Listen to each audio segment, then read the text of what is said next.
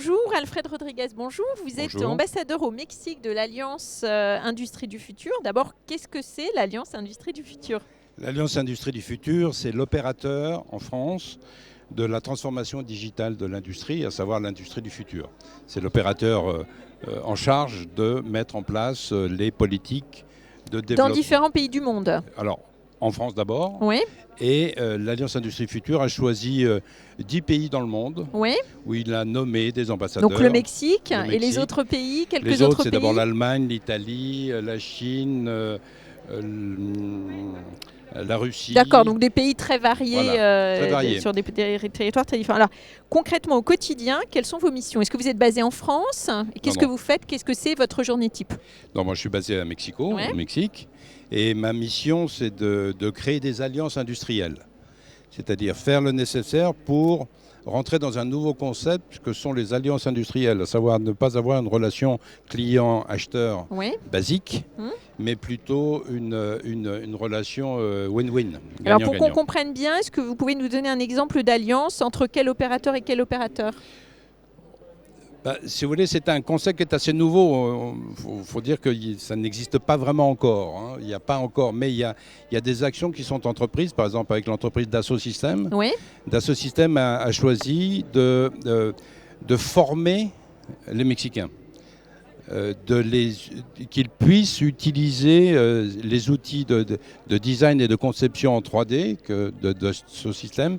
Il a d'abord commencé par rentrer par le ministère de l'Éducation et donc pouvoir monter en gamme, monter en compétences les talents mexicains dans le domaine du design. Et pourquoi, d'après vous, est-ce que le Mexique a été retenu dans ces 10 pays de l'Alliance Industrie du Parce que Futur? le Mexique est un pays majeur au niveau industriel. Oui. C'est d'abord un pays de 130 millions d'habitants. C'est un pays où 35% du PIB est industriel. Avec quelles industries en particulier? Quelles sont les industries de pointe au Mexique?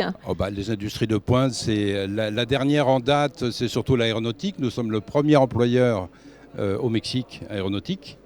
C'est l'énergie, c'est la pharmacie, c'est 37 grands groupes du CAC 40 sont installés au Mexique. Vous savez, les grands groupes, on n'a pas besoin de leur dire qu'il faut aller au Mexique. Ils y sont, ils savent qu'ils doivent y être. Et ils y sont, ils se sont développés, et ce depuis très longtemps d'ailleurs.